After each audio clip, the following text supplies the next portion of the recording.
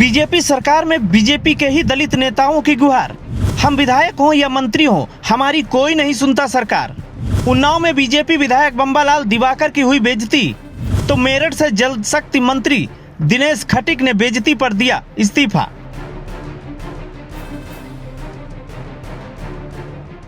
Bharatiya Janata party कहती है सबका साथ सबका विकास।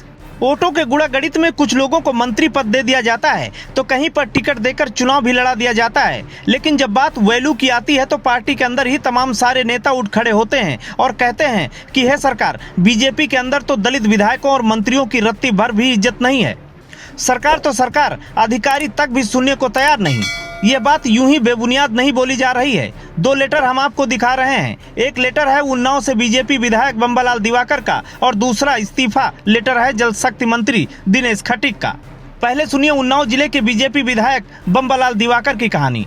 विधायक बम्बालाल दिवाकर ने बिजली की समस्या को लेकर अधिशासी अभियंता को फोन खटखटाया और सोचा होगा कि हम फोन खटखटाएंगे, बता देंगे कि हम विधायक बोल रहे हैं तो अपनी कुर्सी से अधिकारी उठ खड़ा होगा और बोलेगा जी जनाब बोलिए। लेकिन विधायक बम्बालाल दिवाकर के साथ ऐसा हुआ नहीं। विधायक बम्बालाल दिवाकर ने जैसे ही बिजली की समस्या को लेकर अधिकारी से बात की, वैसे ही अधिकारी आग बबूला हो गया और उसने कहा कि आप विधायक हैं, आपके पास इस काम के और कोई काम नहीं है क्या?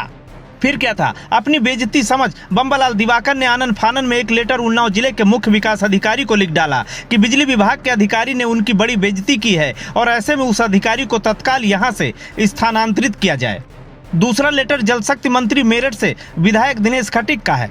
दिनेश खटीक बीजेपी में जब शामिल हुए होंगे, उन्हें लगा होगा कि देश के सबसे बड़े राजनीतिक दल में सम्मिलित होकर उनका सीना 56 इंच का हो जाएगा। जब मंत्रिमंडल में कस्में खाई जा रही थीं और जब दिनेश खटीक को जल शक्ति मंत्री बनाया गया तो दिनेश खटीक को लगा होगा कि अब जीवन में और कोई अरमान बाकी नहीं रह गया। उन्हें लगा होगा अब तो हम मंत्री बन गए, जहां भी उंगली रखेंगे वहां उनकी तूती बोलेगी, जिसको भी फोन कर देंगे वो अधिकारी उठ खड़ा होगा। लेकिन ऐसा हुआ नहीं। जल शक्ति मंत्री ने सीधा इस्तीफा भारतीय जनता पार्टी के बड़े चेहरे चाणक्य अमित शाह को भेजा। उन्होंने आरोप लगाया कि सरकार की कार्यप्रणाली सही नहीं है, भ्रष्टाचार चरम सीमा पर है। उन्होंने ये भी आरोप लगाया कि नमामि गंगे और हर घर जल योजना में बड़े पैमाने पर उत्तर प्रदेश में भ्रष्टाचार हो रहा है। अधिकारी उनकी सुनते नहीं और अगर कोई अधिकारी उनकी नहीं सुन रहा, ट्रांसफर पोस्टिंग में भी अगर वो कोई सिफारिश नहीं कर सकते, किसी काम को लेकर अगर अधिकारी उनको सूचना भी नहीं दे सकते, तो फिर ऐसा मंत्री पद किस काम का? उन्होंने इन आरोपों के साथ अपना इस्तीफा अमित शाह को भेजा। जो प्रकरण हुए हैं, इन प्रकरण से साफ है कि भारतीय जनता पार्टी भले ही कितना भी सबका साथ सबका विकास का डंका पीटे,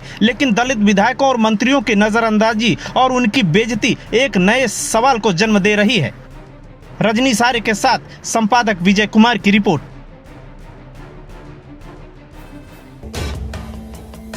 हम करेंगे भ्रष्टाचार की बात, हम करेंगे अपराध की बात, हम करेंगे यूपी की बात, हम करेंगे यूपी के हर मुद्दे की बात।